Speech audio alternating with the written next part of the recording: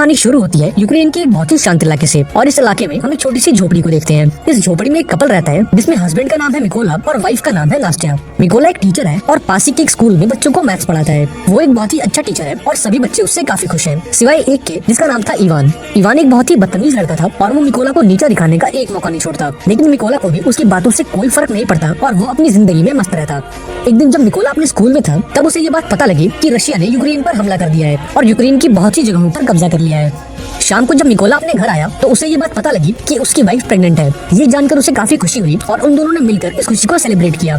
अगले दिन मिकोला अपनी वाइफ को बाय बोलकर अपने काम पर निकल गया, लेकिन जब वो रास्ते में था तब उसने दो सैनिकों को देखा। हालांकि मिकोला ने इस पर ज्यादा ध्यान नहीं दिया और फटाफट से अपने स्कूल पहुंचा, लेकिन जब वो स्कूल के अंदर आया तो उसे पूरा स्कूल खाली मिला। तभी उसने टीवी पर न्यूज देखी कि रशिया ने उसके शहर पर भी कब्जा कर लिया है और अब उसे एहसास हुआ कि उसने रास्ते में जो सैनिक देखे थे वो असल में रशिया के थे।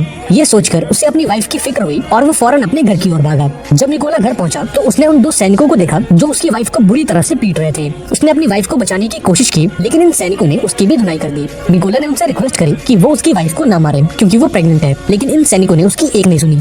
थोड़ी धुनाई के बाद उन्होंने मिकोला के घर की तलाशी ली और उसे आग के हवाले करके वहाँ से जाने लगे। अब अपने घर को जलता देख नास्टिया गुस्से से लाल हो गई और एक पत्थर उठाकर उन्हें मारने की कोशिश की। ये देखकर उन सैनिकों ने गोली चला दी और नास्टिया की मौके पर ही मौत हो गई। अब अपनी वाइफ को मरता देख मिकोला पूरी तरह से टूट गया और फूट फूट कर रोने लगा।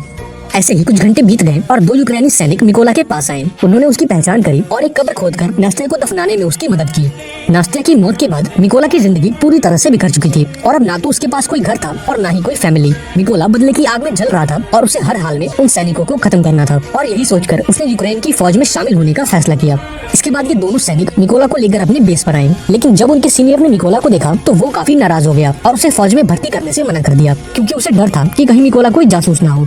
यहाँ मिकोला ने उसे पूरी बात बताई और उसे यकीन दिलाया कि वो रशियन सैनिकों को मारकर इस देश को आजाद करना चाहता है। ये सुनकर कर्नल ने उसे एक मौका देने का फैसला किया और अगले दिन से ही उसकी ट्रेनिंग शुरू हो गई। अब चूंकि मिकोला एक आम इंसान था, इसलिए उसे ट्रेनिंग के दौरान काफी मुश्किलें हो रही थी। यहाँ एक साथी ऑफिसर ने मिकोला की मदद की और उसे गन को असेंबल और डीअसेंबल करना सिखाया।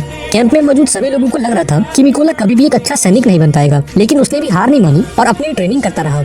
एक रात मिकोला अपने साथियों से कहता है कि वो उसे उसके नाम से ना बुलाएं क्योंकि उसका कोड नेम रेवन है। ये सुनकर सभी उस पर हंसने लगे और उसे बताया कि किसी भी सोल्जर को कोड नेम इतनी आसानी से नहीं मिलता, बल्कि उसे कमाना पड़ता है। हालांकि मिकोला को इन बातों से कोई फर्क नहीं पड़ा और वो अपनी ट्रेनिंग करता रहा। एक दिन मिकोला का सीनियर सभी को बताता है कि हमारे ग्रुप में स्नाइपर्स की संख्या काफी कम है और हमें इस नंबर को बढ़ाना होगा ताकि हम रशियंस का मुकाबला कर सकें। यहाँ सीनियर सभी से पूछता है कि तुम में से कितने लोग स्नाइपर बनना चाहते हैं। ये सुनकर कुछ लोग आगे आते हैं और इन लोगों के बीच मिकोला भी होता है, क्योंकि वो भी एक स्नाइपर बनना चाहता था। मिकोला को देखकर उसका सीनियर उससे कहता है कि तुम अभी एक स्नाइपर बनने के लिए तैयार नहीं हो, तुम तो एक गन को असेंबल और डीअसेंबल भी नहीं कर पाते, तो स्नाइपर बनना तो दूर की बात है। इस पर मिकोला कहता है कि मुझे खुद को साबित करने के लिए सिर्फ एक मौका चाहिए और मैं ये काम 20 सेकंड के अंदर कर दूंगा। ये सुनकर मिकोला का सीनियर टेबल पर एक बंदूक रखता है और मिकोला को आगे आने को कहता है। अब खुद को साबित करने के लिए मिकोला अपनी आंखों पर पट्टी बांध लेता है और फटाफट से गन को खोलकर उसे दोबारा से जोड़ देता है और इस काम को करने के लिए उससे केवल 18 सेकंड लगते हैं। अब मिकोला की फुर्ती को देखकर सभी उससे काफी इंप्रेस होते हैं और उसके लिए तालियां बजाते हैं और अब उसकी काबिलियत को देखकर उसे भी स्नाइपर ट्रेनिंग में शामिल कर लिया जाता है। ट्रेनिंग के दौरान मिकोला को एक पुराने मॉडल की गन पकड़ा दी जाती है, जबकि बाकी लोगों को मॉडर्न हथियार दिए जाते हैं। ये देखकर मिकोला भी मॉडर्न हथियार की डिमांड करता है, जिस पर सीनियर उससे कहता है कि अगर तुम्हें वो गन चाहिए तो तुम्हें खुद को साबित करना होगा। अब मिकोला के पास कोई और ऑप्शन नहीं था, इसलिए उसे जो मिला वो लेकर वहाँ से निकल गया। ट्रेनिंग के दौरान सीनियर सभी को बताता है कि एक स्नाइपर के सामने कोई भी सिचुएशन क्यों ना आ जाए, लेकिन वो अपनी जगह से 1 इंच नहीं हिलता और अपने टारगेट पर निशाना बनाकर रखता है। इसकी प्रैक्टिस के लिए सीनियर सभी के पास गोलियां चलाता है और जो भी स्नाइपर अपनी पोजीशन से हिलता है उसे इस ट्रेनिंग से बाहर कर दिया जाता है। लेकिन जब मिकोला की बारी आती है तो वो अपनी जगह से जरा भी नहीं हिलता और अपना निशाना बनाकर रखता है। अगली ट्रेनिंग में स्नाइपर को उनका टारगेट सिर्फ एक बार दिखाया जाता है और फिर उनकी आंखों को ढक दिया जाता है और उन्हें अंदाजा लगाकर अपने टारगेट को शूट करना होता है।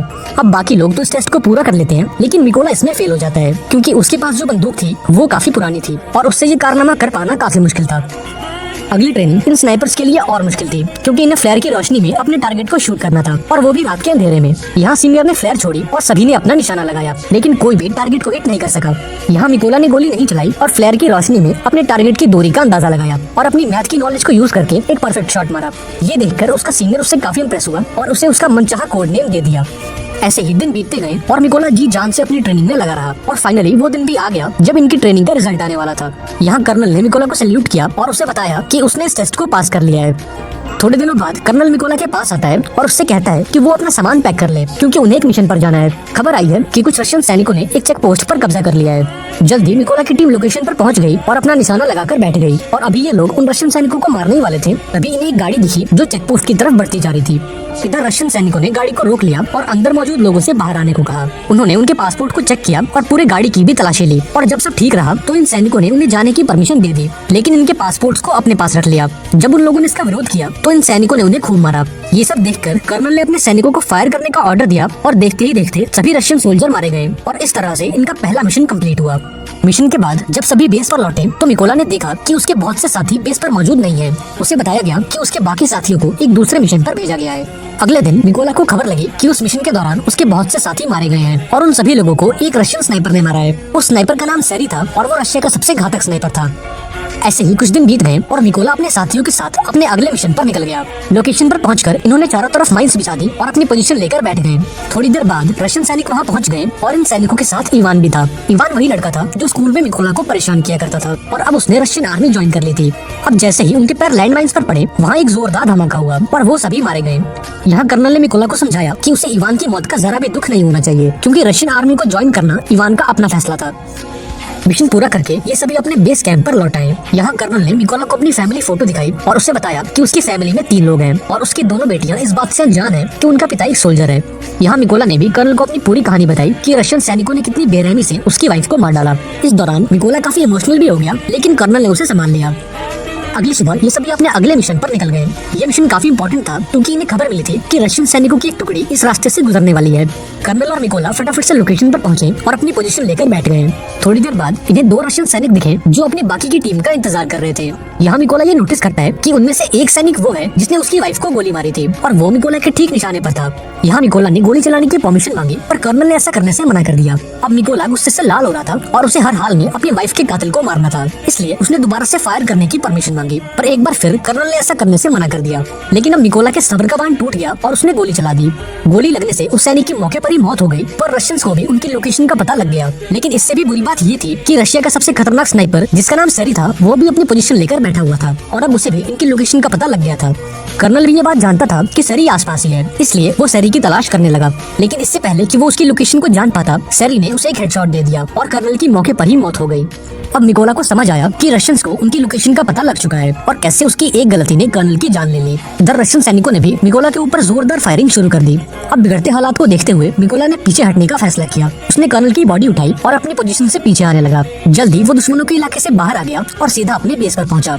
अब मिकोला को कर्नल की मौत का काफी अफसोस था और वो खुद को इसका जिम्मेदार ठहरा रहा था। यहाँ उसने कसम खाई कि वो सेरी को जान से मार देगा और कर्नल की मौत का बदला लेगा। जल्दी मिकोला को 2 रशियन स्नाइपर्स की खबर मिली और वो फौरन अपने अगले मिशन पर निकल गया। वो लोकेशन पर पहुंचा और अपना निशाना लगाकर बैठ गया। जल्दी उसने एक स्नाइपर को मार गिराया पर इस फायरिंग के दौरान एक गोली उसे भी लग गई, लेकिन उसने हार नहीं मानी और जैसे तैसे करके उस दूसरे स्नाइपर को भी मार गिराया। अब चूंकि वो काफी घायल था, इसलिए वो एक सीक्रेट बेस पर चला गया और अपनी बॉडी को थोड़ा आराम दिया। इस दौरान उसे आर्मी के मेजर का कॉल आया और उसने मिकोला को बताया कि हमने उस स्नाइपर का पता लगा लिया है जिसने कर्नल को मारा था। इसके बाद मिकोला अपने बेस पर पहुंचा और यहाँ मेजर सभी को उस स्नाइपर के बारे में बताने लगे। मेजर बताते हैं कि उस स्नाइपर का नाम सेरी है और वो रशिया का सबसे बेहतरीन स्नाइपर है। सेरी ने यूक्रेन के 6 सबसे काबिल स्नाइपर्स को मार गिराया है, इसलिए हमें उसे हल्के में नहीं लेना चाहिए। मेजर बताते हैं कि सेरी एक ऐसा स्नाइपर है जो आमतौर पर अपनी पोजीशन को चेंज नहीं करता और एक खास लोकेशन पर बैठकर अपने दुश्मनों का शिकार करता है।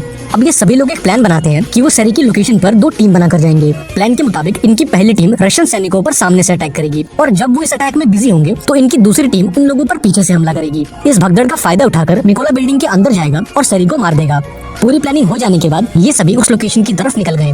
लोकेशन पर पहुंचकर सभी स्नाइपर्स ने अपनी पोजीशन ले ली और अपना निशाना लगाकर बैठ गए। इधर मिकोला भी चुपके से बिल्डिंग में एंटर हुआ जहां उसे 2 रशियन सैनिक दिखे। उसने बिना देरी किए इन दोनों को मार डाला और बिल्डिंग में आगे बढ़ गया। इसके बाद उसने अपनी टीम को सिग्नल दिया और सिग्नल के मिलते ही उन्होंने सभी सैनिकों को मार डाला।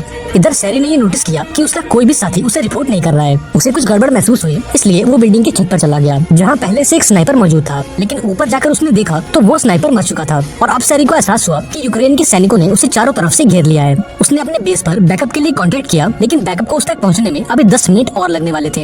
ये सुनकर वो फटाफट से अपनी पोजीशन पर आया और यूक्रेनी सैनिकों को ढूंढने लगा। लेकिन तभी उसे मिकोला का एक खिलौना दिखा जो उसे उसकी वाइफ ने दिया था। अभी सैरी कुछ सोच पाता कि तभी मिकोला ने उस पर हमला कर दिया और उसे चाकू मार मार कर उसकी जान ले ली। लेकिन इस हाथापाई के चलते बिल्डिंग में मौजूद दूसरा स्नाइपर थोड़ा अलर्ट हो गया, लेकिन अभी वो कुछ कर पाता उससे पहले मिकोला ने उसके पास से ग्रेनेड फेंक दिया और इस धमाके में ये आखिरी स्नाइपर भी मारा गया। इधर सैरी की बुलाई बैकअप टीम भी बिल्डिंग तक पहुंच गई, लेकिन वो इस बात से अनजान थे कि सैरी अब मर चुका है। इसलिए जब उन्होंने सैरी को कॉल किया तो कॉल मिकोला ने उठाया और उनसे कहा कि वो सभी मरने वाले हैं, और इतना कहकर उसने ट्रक के ड्राइवर को शूट कर दिया। अब गोली चलते ही रशियन सैनिकों में अफरा तफरी मच गई और वो सभी ट्रक के बाहर कूद गए, लेकिन वो इस बात से अनजान थे कि यूक्रेन के स्नाइपर्स उन पर घात लगाकर बैठे हुए थे। यहाँ यूक्रेनी सैनिकों ने जोरदार गोलीबारी करी और एक एक रशियन को चुन चुन कर मारा। इस मिशन के थोड़े दिनों बाद मिकोला अपनी वाइफ की कब्र पर गया, क्योंकि उसने उससे जो वादा किया था वो अब पूरा हो चुका है। उसने उन सभी लोगों को मार दिया है जिसने उसकी वाइफ और कर्नल को मारा था। यहाँ मिकोला ने कसम खाई कि वो आखिरी दम तक अपने देश की सेवा करता रहेगा, और इतना कहकर वो वहाँ से चला गया। और इसी के साथ ये शानदार मूवी यहाँ पर एंड हो गई। आई होप आपको ये कहानी पसंद आई होगी। वीडियो अच्छी लगी हो तो इसे एक लाइक जरूर कर देना और चैनल को भी सब्सक्राइब कर लेना। मिलते हैं अगली वीडियो में, पर तब तक के लिए be safe and keep chilling.